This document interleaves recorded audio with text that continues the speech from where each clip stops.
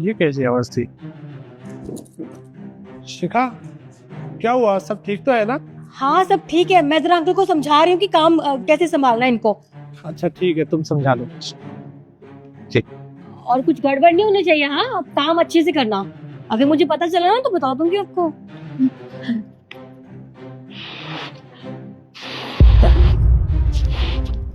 बाकी हम जल्दी आ जाएंगे तो देख लेंगे फिर, ठीक है?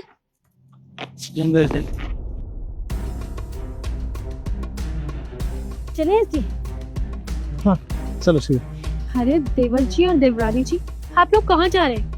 मैंने कहा तो था कि मैं 5-10 मिनट में आ जाऊंगी, फिर मुझसे मिलके जाना। अरे भाभी जी, वो क्या है ना, हमें काफी देर हो रही थी और आप भी चली गई थी, तो हमने सोचा हम निकल लेते हैं, कोई बात नहीं।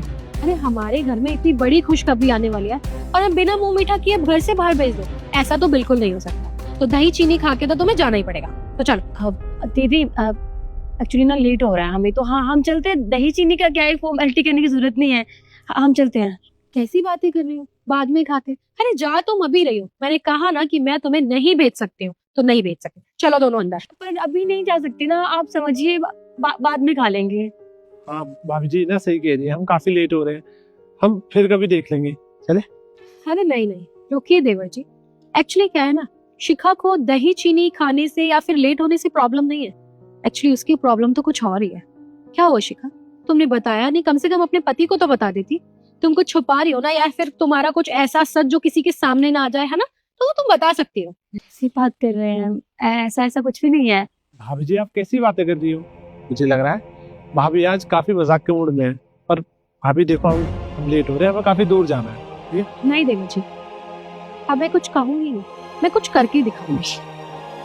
क्या बोल रही है? अरे देख लिया आपने कि मैं सब कुछ सच बोल रही थी। पर जरा एक बात बताओ, इतना बड़ा झूठ बोलने का क्या मतलब था? क्यों बोला तुमने इतना बड़ा झूठ हम लोगों से? मेरी मजबूरी थी ये सब करना। बस करो शिखा, तुमने मेरे साथ साथ मेरे पूरे परिवार को धोखे में रखा है। तुम्हारी इतनी हिम्मत! अरे देवर जी रुकिए, ऐसे औरत पे हाथ नहीं उठाते। अब रुकिए, मैं बात करती। अरे इसकी कोई ना कोई मजबूरी रही होगी। एक बार मजबूरी तो जान लेते, आखिर क्या बात थी जो इसने हमारे जज्बातों के साथ खेला। तुम बता सकते हो एक बार कि तुमने इतना बड़ा झूठ हमसे क्यों बोला? क्या वजह थी? मैं जानती हूँ मुझे ये सब नहीं करना चाहिए था, लेकिन दीदी मैं तो माँ बन ही नहीं सकती। जब डॉक्टर ने मुझे बताया तो मुझसे भी ये सब बर्दाश्त नहीं हुआ। तो आप कैसे बर्दाश्त करते? आप सब कितने खुश थे ये जानकर कि मैं माँ बनने वाली हूँ, लेकिन वहां जाकर तो कुछ और ही पता चला। इसलिए मैंने सोचा कि मैं कुछ दिन ड्रामा कर लूंगी और बाद में आप सबको बता दूंगी, लेकिन इस तरह से बात सामने आएगी मुझे ये नहीं पता था। मैं जानती हूँ मैं तुम्हारी गुनहगार हूँ केशव, प्लीज माफ कर दो। मैं तुम्हारा दिल नहीं दुखाना चाहती थी, सच में बस मेरी मजबूरी थी। मेरी मजबूरी को समझिए, मुझे और कोई चारा दिखाई नहीं। शिखा देखो, अगर ऐसी कोई बात थी तो तुम हमें बता सकती थी, हम तुम्हारा परिवार है। और रही बच्चे की बात, में कोई ना कोई रास्ता निकाल लेता। हम बच्चा गोद भी ले सकते हैं और मम्मी पापा से मैं बात कर लेता, पर तुमने ना ऐसा नहीं करना चाहिए था। मैं जानती हूँ, पर मैं बहुत डर गई थी, सॉरी। कोई बात नहीं, अब तुम्हें डरने की कोई जरूरत नहीं है। अरे कम से कम हमें बता तो दिया होता। तुम्हारा सच अगर हमारे सामने ऐसा आया तो सोचा तुमने हमें कितना बुरा लगा होगा। अरे तुम खुद से बताती तो हम कुछ सॉल्यूशन ढूंढते, पर जो हुआ सो हुआ। अब तुम लोग अंदर चलो, अभी फिलहाल हम लोग कहीं नहीं जा रहे हैं। रही बात फैमिली की, तो हम बात करेंगे फैमिली से।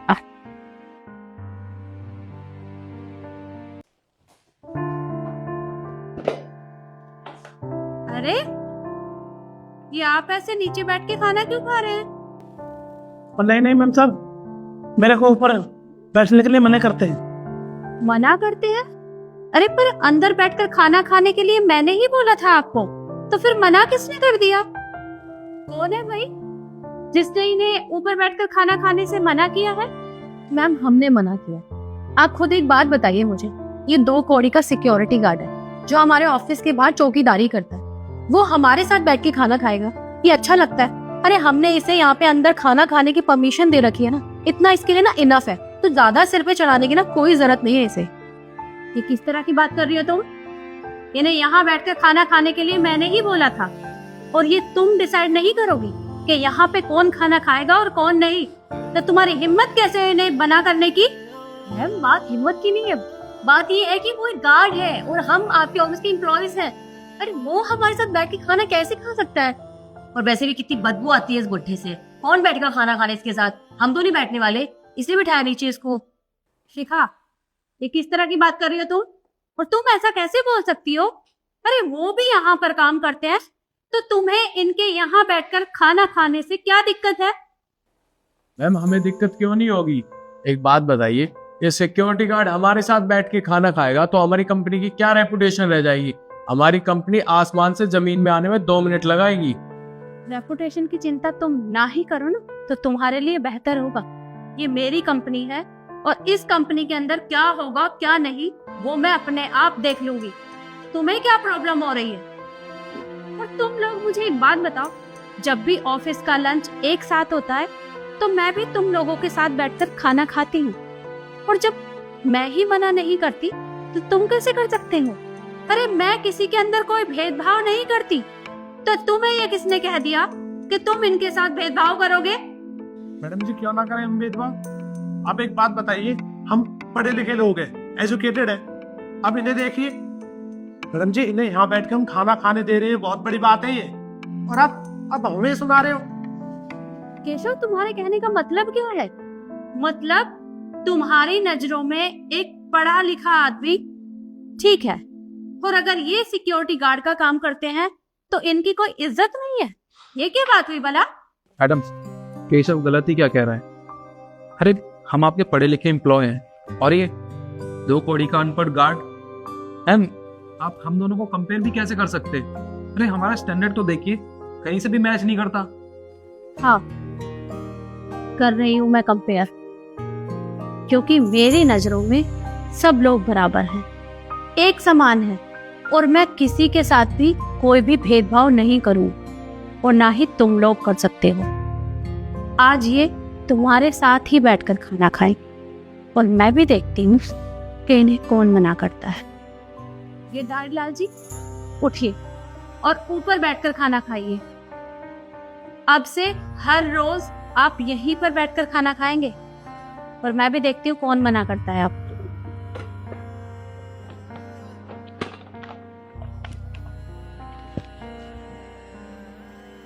मैम साहब आपको बहुत बहुत धन्यवाद, वरना हमेशा मेरे को तो नीचे ही बैठा कर खाना खिलाते हैं, और तो और पानी भी नहीं पिलाते। पानी भी बाहर पी कर, वहाँ बैठ, वहाँ जा, इधर जा, तो यहाँ बदबू आती है, तेरे से दूर हट। बताओ, मेरे को बहुत मजबूर करते। कोई बात नहीं, अब तक जो हुआ सो हुआ, लेकिन आगे ऐसा बिल्कुल नहीं होगा।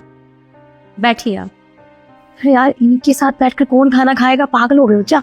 मैडम देखिए, अगर ये यहाँ पर बैठकर खाना खाएंगी तो मैं यहाँ पे खाना नहीं खाऊंगा। मैं भी नहीं, चलो यार, ठीक है। तो अगर आपने फैसला कर ही लिया है तो मुझे कोई प्रॉब्लम नहीं है। आपको जहाँ बैठकर खाना खाना है आप लोग खा सकते हैं, लेकिन ये तो अब से यहीं पर बैठकर खाना खाएंगे। और अगर इसके बाद भी आप लोगों को कोई भी प्रॉब्लम है तो आप लोग यहाँ से काम छोड़कर जा सकते हैं। एम्प्लॉयज तो मुझे और भी मिल जाएंगे, पर शायद आप लोगों को कहीं काम नहीं मिलेगा। समझ गए सब लोग? अब खाना खाइए। बैठिए गिरधारी लाल जी, खाना खाइए।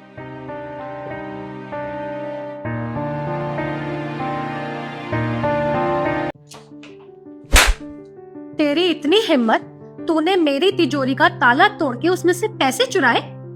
बहू, इसने चोरी नहीं की। अच्छा, तिजोरी का ताला तोड़ के उसमें से पैसे निकालने को ना चोरी करना ही कहते हैं। नहीं, वो बड़े साहब की तबीयत ठीक नहीं थे, बहुत बीमार थे वो, और घर पे आप भी नहीं थे, मुझे मजबूरी में ताला तोड़ना पड़ा। अरे तो ताला तोड़ने की क्या जरूरत थी? हमारा इंतजार भी तो कर सकती थी। हम आते, हम बाबूजी को खुद दिखा लाते। बहू, जिसने मेरे सामने ताला तोड़ा हो, मेरे सामने अलमारी में से पैसे निकाले हो, तो उसे चोरी नहीं कहते बेटा। इसलिए मेरे सामने ताला तोड़ा था, पैसे निकाले थे, तो इसे चोरी नहीं कहते। जी, और मैंने बस 5,000 रुपए निकाले थे। अगर तब भी आपको लग रहा है मैंने चोरी किया है तो कल सुबह बैंक खुल जाएगा, मैं पैसे निकलवा कर आपको दे दूंगी। तेरी इतनी औकात कि तू अब मुझे पैसों की धौंस दिखा रही है। पर गलती ना तेरी नहीं है, क्योंकि इस घर में ना बहुओं से ज्यादा तो नौकरानियों को इम्पोर्टेंस दी जाती है। बहू, अरे वाह मम्मी जी, आपने इस नौकरानी के चक्कर में मुझ पे हाथ उठा दिया। अब हाथ उठाया ही है तो मुझे मार भी दीजिए ना, रुक क्यों गई, क्या सोच रही है? बहू, मैं गलती की माफी चाहता हूँ बेटा। इस किताब से मैं गलती की माफी चाहता हूँ, क्योंकि मेरी तबीयत बहुत ज्यादा खराब थी। मेरी तबीयत बहुत ज्यादा खराब थी बेटा, ये सब मेरे कारण हुआ। अच्छा, अगर थोड़ी देर रुक जाते ना तो मर नहीं जाते। लेकिन खैर छोड़िए, यहाँ पे गलती ना सिर्फ मेरी है, और इस घर में ना मैं एक मिनट भी नहीं रहूंगी जहाँ पे बहुओं से ज्यादा 2 कौड़ी की नौकरानी की इज्जत होती है। और लक्ष्य, देख लिया तुमने किस तरीके से तुम्हारे घर वाले ट्रीट करते हैं मेरे साथ। सही कहा तुमने। अब तो मैं भी नहीं चाहती कि हम तुम्हारे साथ इस घर में रहे। इससे अच्छा तो ये रहेगा कि हम अलग अलग रहें। पर माँ, आप और बाबूजी जाओगे कहाँ? तुझे क्या लगा इस उम्र में हम यहाँ से जाएंगे? ये घर आज भी तेरे बाबूजी के नाम है और हम लोग यहाँ से कहीं नहीं जाने वाले। जाओगे तो तुम दोनों। क्या? माँ, पर हम जाएंगे कहाँ? अरे मेरी अभी अभी नौकरी लगी है और मेरी तनख्वाह इतनी भी नहीं है कि मैं घर खरीद पाऊँ। ना मैं घर खरीद सकता और ना मेरे पास राशन के पैसे हैं। माँ, मैं एडजस्ट नहीं कर सकता, मैं कहाँ जाऊंगा? वो सब मैं नहीं जानती। अरे जब तुम दोनों हमारे बारे में नहीं सोच सकते तो फिर मैं तुम्हारे बारे में क्यों सोचूं? अरे बहू ने कितनी आसानी से कह दिया कि इनको अगर कुछ हो जाता तो सही रहता। तुझे पता भी है अगर इनको कुछ हो जाता ना तो हम कहीं के नहीं रहते। अरे आज हम सब जो भी कुछ है ना सिर्फ इन्हीं की वजह से है। और इन्होंने ये इतना बड़ा घर इसलिए नहीं बनाया था कि इनका इस घर में कोई हिस्सा ही नहीं है। अरे आज भी ये घर इन्हीं के नाम है और हम यहाँ से कहीं नहीं जाने वाले। अरे मैंने तुझे पाल पोस कर इतना बड़ा किया, पढ़ाया लिखाया, अच्छे संस्कार दिए, पर शादी के बाद तू इतना बदल जाएगा ये नहीं सोचा था हमने। तूने एक बार भी बहू से ये नहीं बोला कि वो क्या बोल रही है, तू उसका साथ दे रहा है। क्या वो सही है और हम गलत?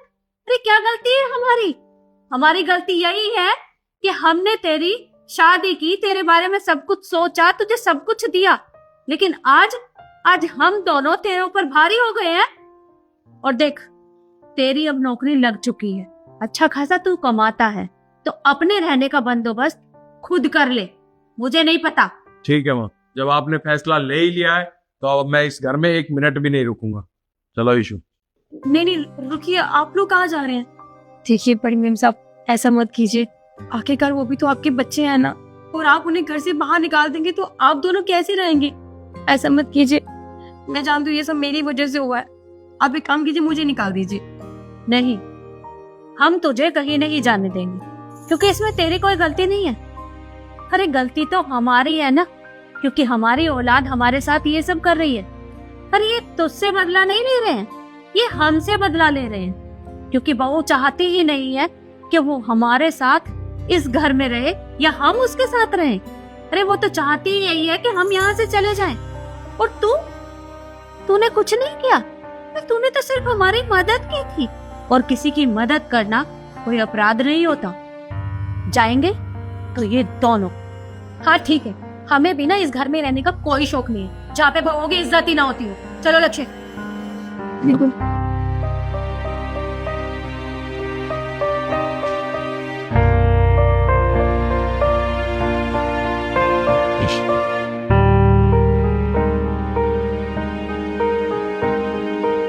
ये लीजिए साहब, और आपके पैसे पहले ही आ गए हैं।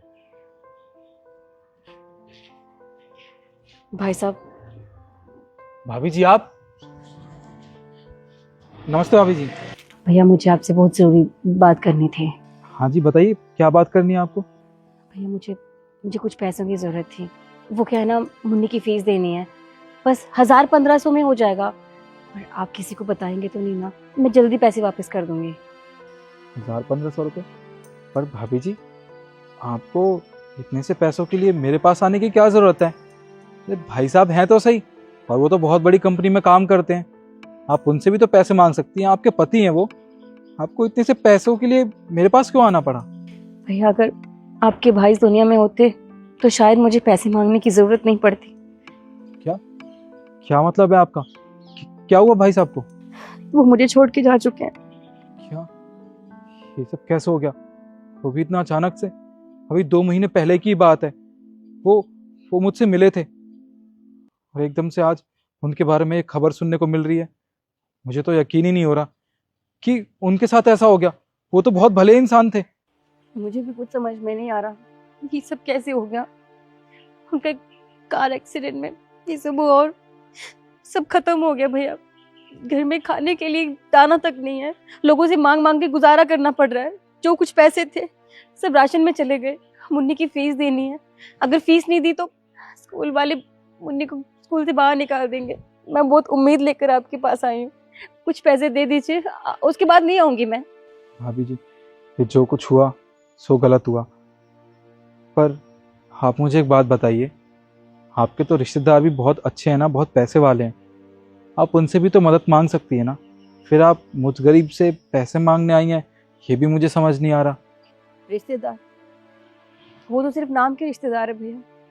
जैसे उनको पता चला उन्होंने तो रिश्ते नाते तोड़ दिए। मैं तो फोन तक नहीं उठाते, मुझसे तो बात तक नहीं करते।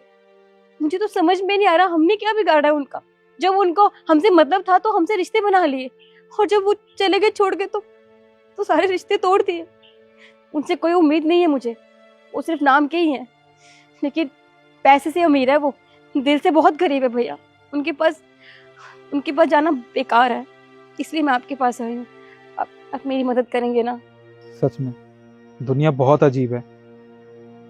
भाई साहब दिल के बहुत अच्छे इंसान थे, वो तो सबकी मदद किया करते थे। मुझे तो ये भी पता है कि उन्होंने आपके रिश्तेदारों की ना बहुत मदद की है, पैसों से भी और हर तरीके से, और उन्होंने मेरी भी मदद की है। कुछ समय पहले की बात है, जब मेरी बिटिया की तबीयत बहुत ज़्यादा ख़राब हो गई थी और उसी दौरान मुझे कंपनी से भी निकाल दिया। अरे 8-10 हज़ार रुपये महीना कमाता था मैं, अब वो पैसे भी आने बंद हो गए। क्या करता मैं? यहाँ बैठ के रो रहा था, तभी भाई साहब आए और उन्होंने मुझसे पूछा कि भाई क्या बात होगी। जब मैंने उन्हें पूरी बात बताई तो उन्होंने मुझे कुछ पैसे दिए और कहा कि तुम एक काम करो, तुम यहाँ अपनी दुकान लगाओ, तुम्हें कहीं काम करने की ज़रूरत नहीं है। और मेरी बिटिया के इलाज के लिए भी उन्होंने पैसे दिए। जब मैंने उनसे कहा था ना कि पैसे मैं उन्हें वापस कर दूंगा, पर आज उनके परिवार के साथ ऐसा हो रहा है, मुझे तो समझ ही नहीं आ रहा। पर आप तो पढ़ी लिखी भी हैं, आप चाहें तो कहीं नौकरी भी कर सकती हैं, फिर आप ऐसे। भैया आपको क्या लगता है मैंने कोशिश नहीं की? मैंने हर तरफ कोशिश की, स्कूल में गई, लेकिन वहाँ के लोग तो इस तरह से देखते हैं जैसे पता नहीं उन्होंने कभी औरत देखी ही नहीं है। मेरा तो दम घुटने लग गया था वहां पर, इसलिए मैंने काम छोड़ दिया।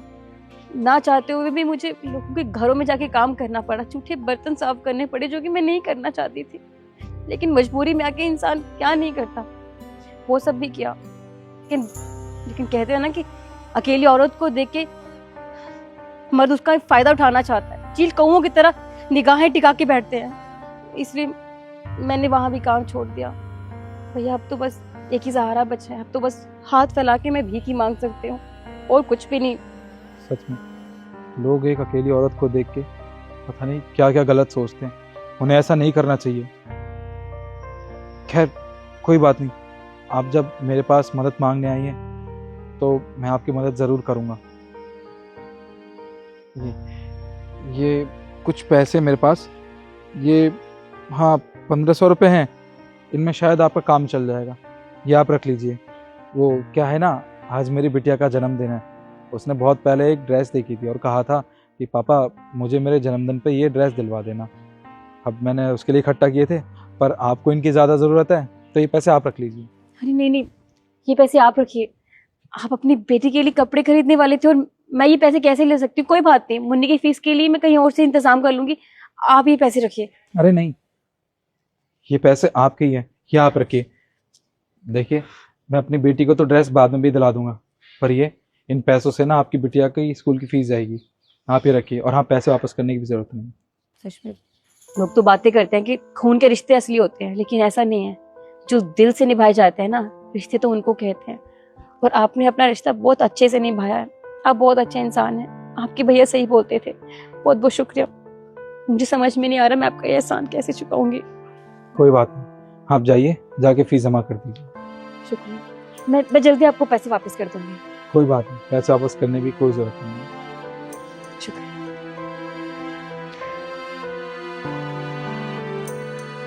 Hey, listen, what is the price of these peanuts? Ishu, क्या कर रही हो? अरे तुम्हें पता है ना, यहाँ इंग्लिश बोलने की जरूरत नहीं है। इन्हें इंग्लिश बोलनी नहीं आती, तो इनके सामने इंग्लिश बोलने की कोई जरूरत नहीं है। तो यहाँ मत बोलो। पर मम्मी आप ही तो बोलते हो कि हम जितनी ज्यादा इंग्लिश बोलेंगे उतनी अच्छी इम्प्रूवमेंट होती है, और हम घर पे भी तो इंग्लिश में ही बात करते हैं। हाँ बेटा, मैं जानती हूँ, पर कम से कम जगह देखनी चाहिए ना कि कहाँ हमें इंग्लिश बोलनी है और कहाँ नहीं। अरे इन लोगों को इंग्लिश नहीं आती क्योंकि ये लोग पढ़े लिखे नहीं होते। तुम रुको।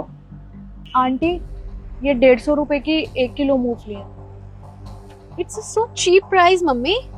What are you saying issue?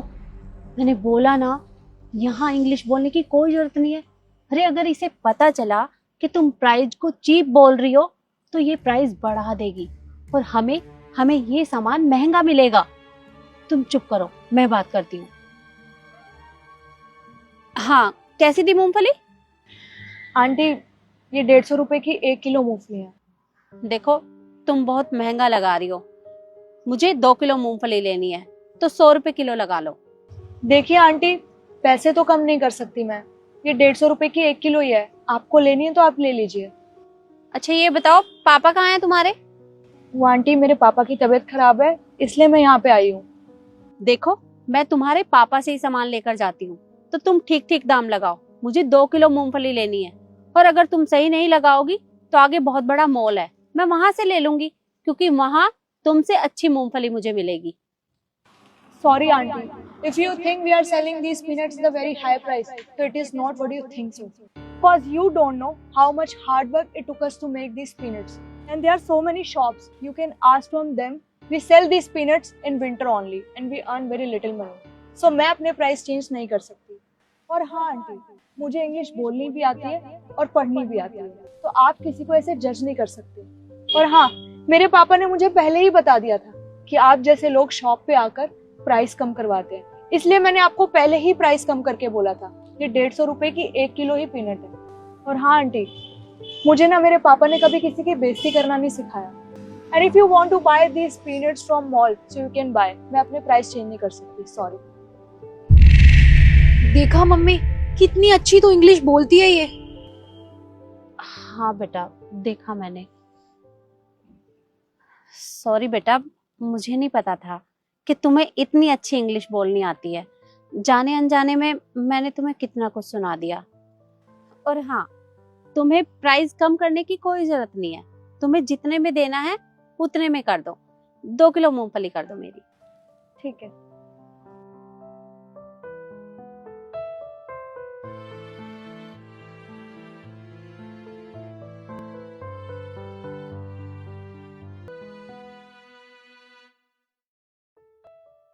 ये लीजिए आंटी।